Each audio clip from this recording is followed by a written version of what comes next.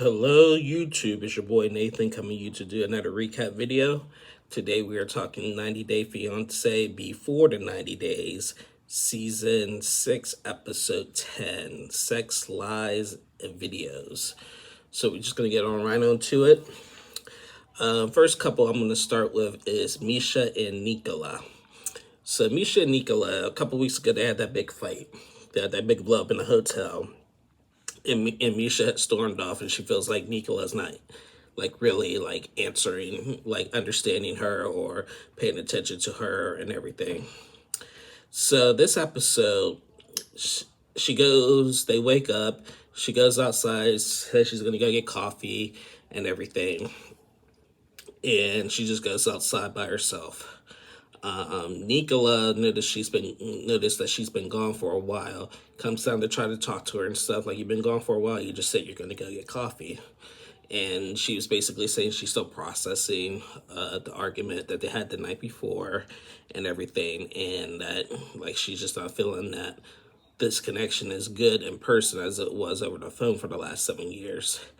And, Nicola is still playing it off. He's like, I love you. You're like, you love God so much. And that's great. That's great. But you love God so much, but God still wants you to work on your relationship.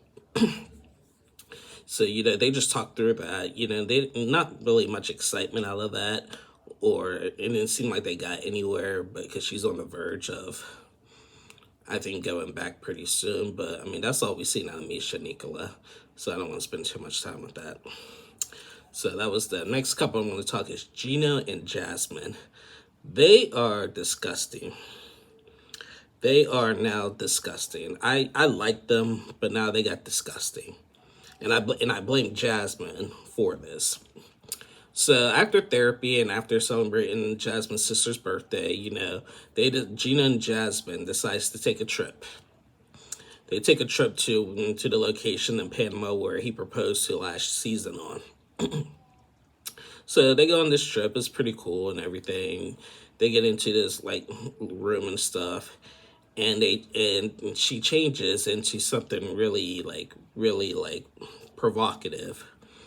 And she got this gag, the mouth gag, and the handcuffs, and a whip, and wanted Gina just to really take control on that. So he did. So Gina takes the whip and just starts spanking her. She comes out in this really, like I said, provocative outfit. Gina starts spanking her and stuff, saying you've been a bad girl, blah blah blah. Whatever. We did not need to see that. So then the next day,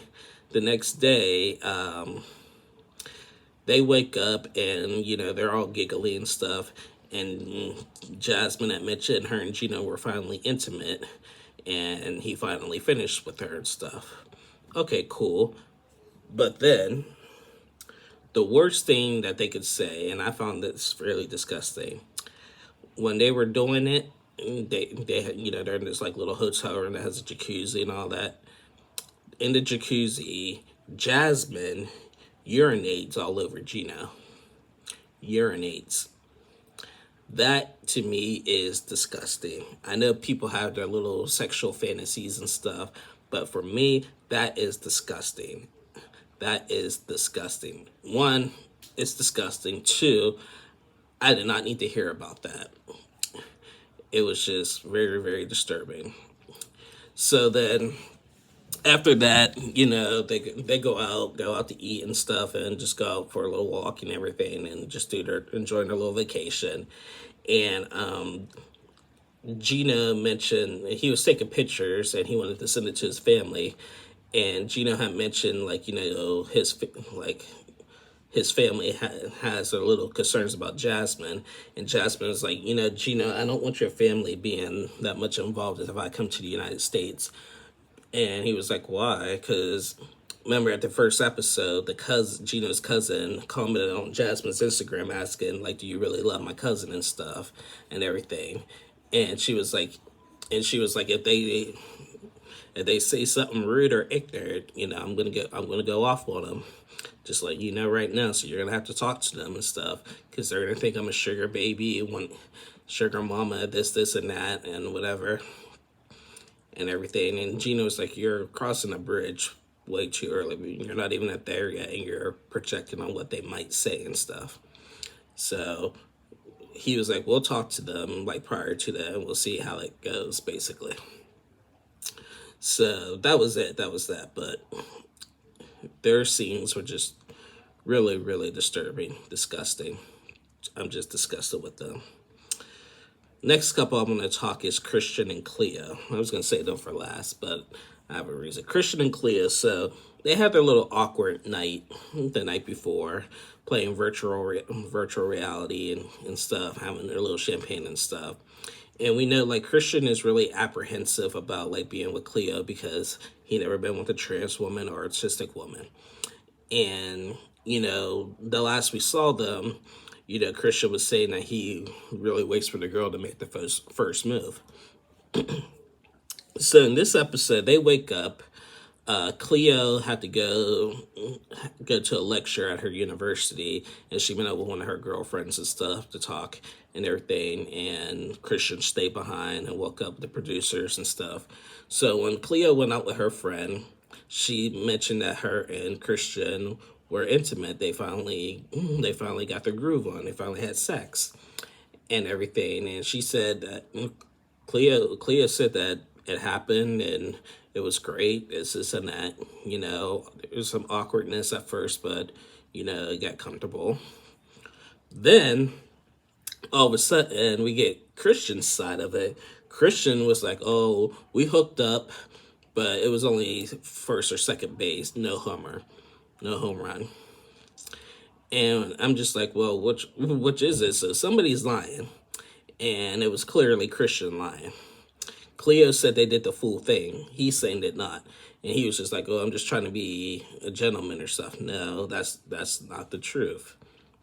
So we didn't see this, but they had a big argument about that. He had mentioned that the producers asked me that we had sex, and I told them that we didn't. And that led to a big argument. And Cleo was just left crying with a friend, just crying like, what am I doing?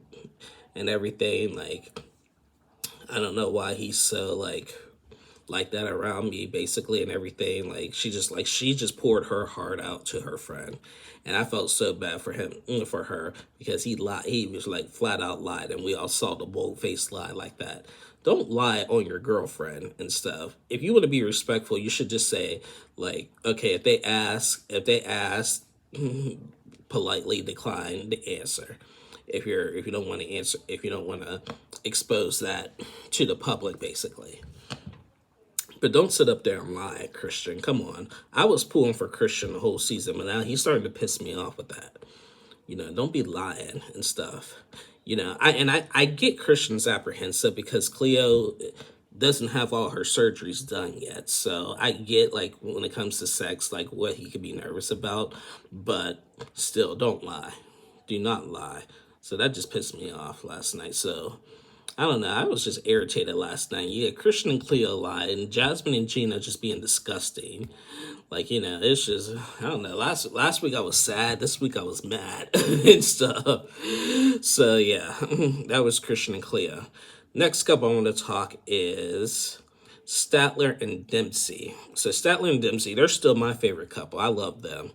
So this episode, they go to the boardwalk, and Statler gets to meet Dempsey's father.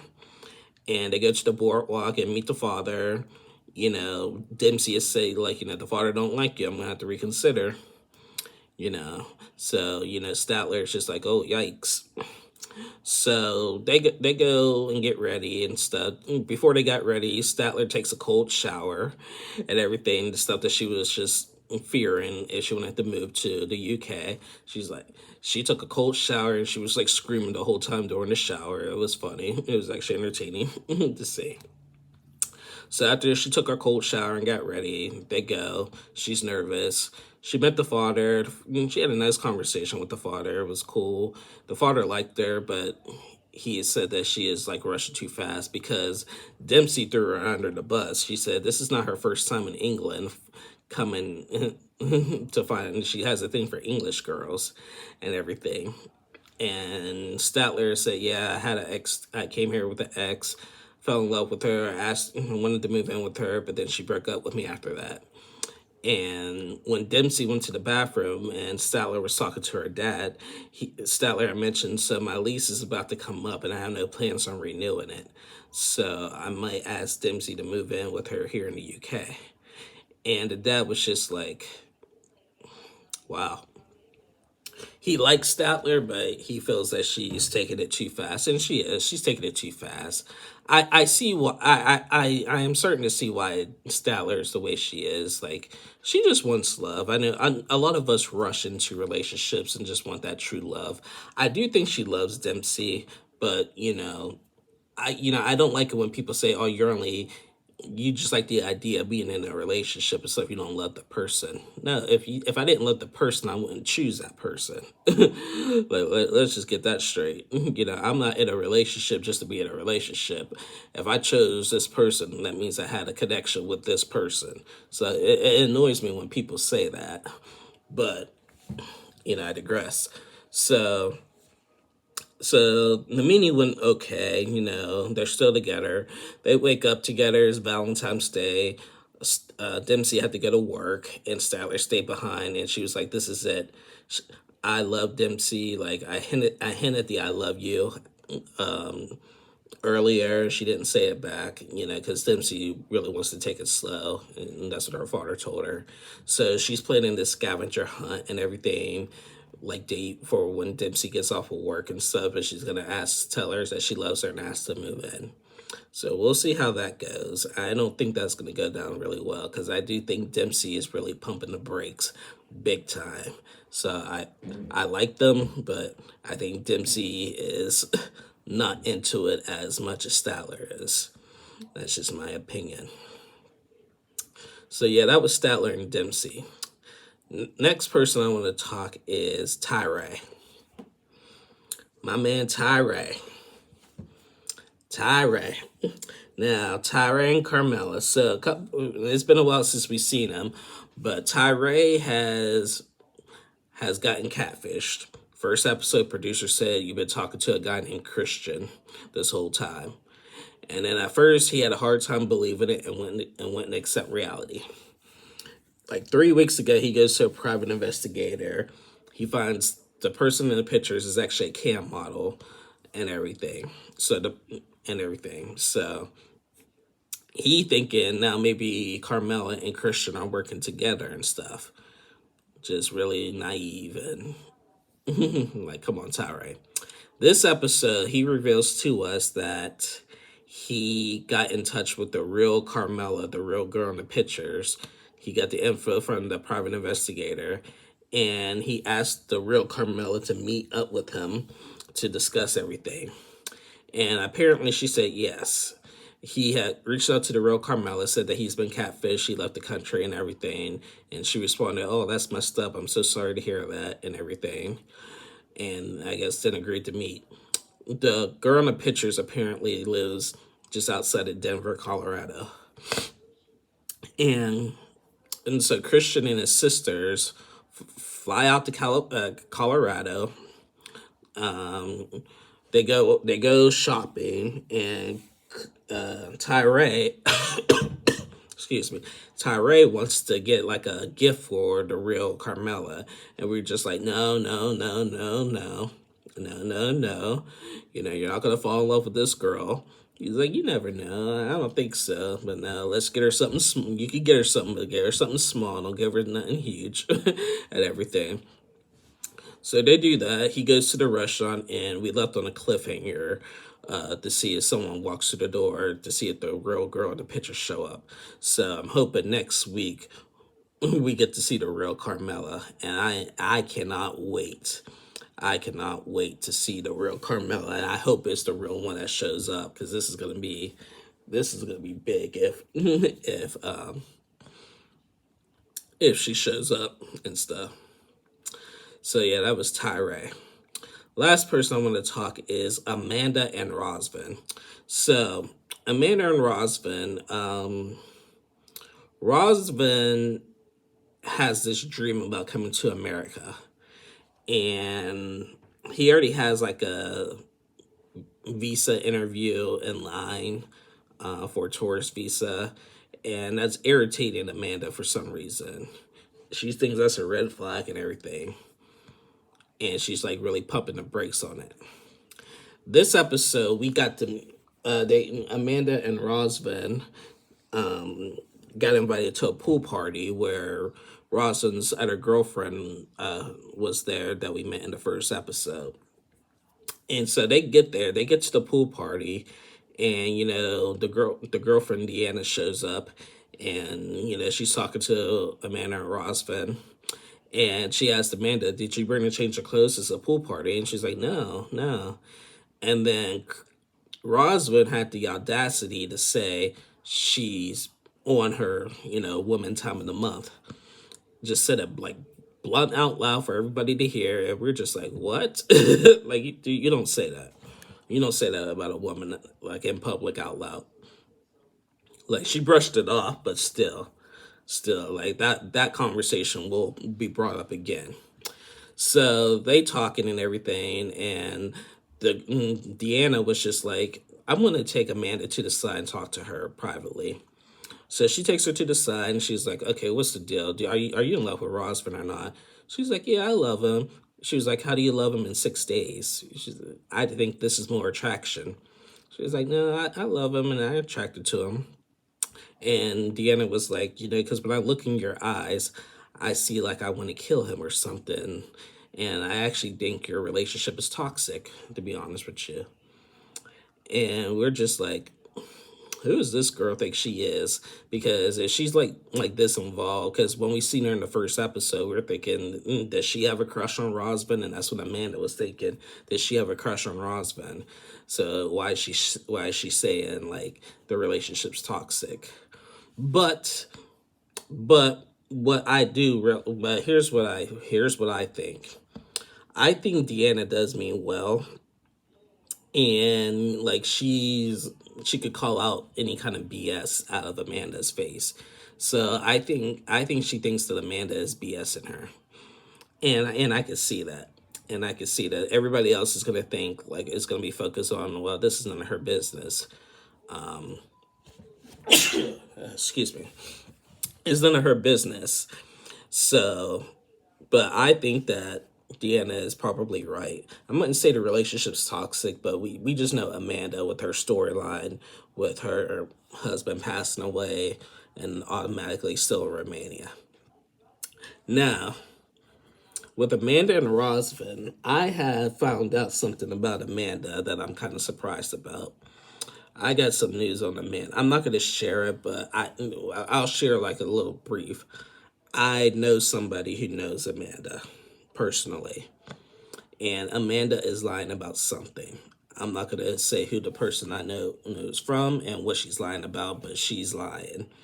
And I don't expose on my channel, I don't do the gossip, off-screen gossip and everything, but Amanda is lying about something. So it's something small, but I mean, it's not something huge, but it's something that she's trying to cover up. I'm just saying, just saying. I got some tea on Amanda, but I'm glad, she all right. She's all right. So yeah, that was Amanda and Rosvin, and I think that was all the couples. So before I sign off, I want to talk some gossip. Like I said, I don't normally do gossip on this channel unless it's confirmed and stuff. But there was a video that surfaced last week of Angela. Remember Angela, Michael? Everybody knows Angela. Well, if y'all remember at the Happily Ever After tell-all, she brought a friend named Jen to New York with her. And when she got into that argument with Usman and Yara, she left and went walking barefoot on the street with her friend and stuff and everything. Well, that happens to be like her best friend, who's also a doctor. He does her Botox and stuff.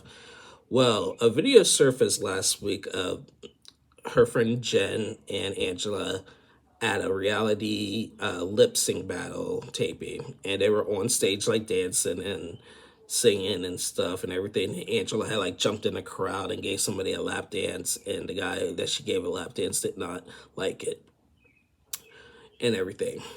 Well, after that, apparently Jen and Angela got into an argument in the cab. Like prior to that, they were taking pictures and having fun with each other and all that. They got into an argument. We don't know what happened with the argument. Next thing you know, the big video that surfaced, Angela and Jen are actually fist fighting in the hotel lobby. We see Angela like put her like almost like a little bit of a headlock and everything, and like a lot of pushing and shoving. The the receptionist had to come break it up and stuff. And then like just like you could hear Jen saying, "Get off of me, get off of me." Angela just screaming, and then it like escalated to upstairs, like in her hotel room. Angela said like, "You're just a wannabe reality star," something like that. "You'll never be a star, best friend or not," and everything. You got everybody filming it and stuff. Angela's like arm was bloody and stuff and everything. And then the police were called and showed up, but both Angela and Jen did not want to talk to the police and everything. Angela goes out in the streets of New York at 2 in the morning barefoot, saying, "I didn't do SHIT" and stuff. So the video had surfaced, and then the next day, like a day or two later, Jen comes out and say, due to unfortunate events, me and Angela got into a fight. There was no punches thrown, just a lot of pushing and shoving. Angela's blood, she bleeds easily because of the medicine that she's taken. It was from my jewelry, and everything. And then Jen goes on and says, "Me and Angela have talked and cleared it up, and we're still friends." So, okay, kudos that you're still friends. But when I saw the video of Angela fight, and I was just like, Angela, she needs to sit herself down. She's 57 years old. She needs to sit herself down. She needs to sit herself down. And that's all I'm going to say about that. You love to hate her. Angela's Angela. But if Michael was doing any of that stuff, she would pop a head gasket. And I cannot stand her double standard. Michael cannot do nothing, but Angela is allowed to do anything she wants to do. And we're going to be seeing Angela and Michael next week when the 90 Day Fiancé The Last Resort premieres. And yes, we will be recapping it. So yeah, like I said, I don't really talk off-screen gossip in the 90 Day universe, but that was just too blatant to see. There's tons of videos of it online, so make sure y'all check it out. Anyway, guys, thank you guys so much for watching. Please like and subscribe to my channel. I'll be back on tomorrow to recap The Other Way, this week's episode of The Other Way, so stay tuned for that, and I'll see y'all very soon.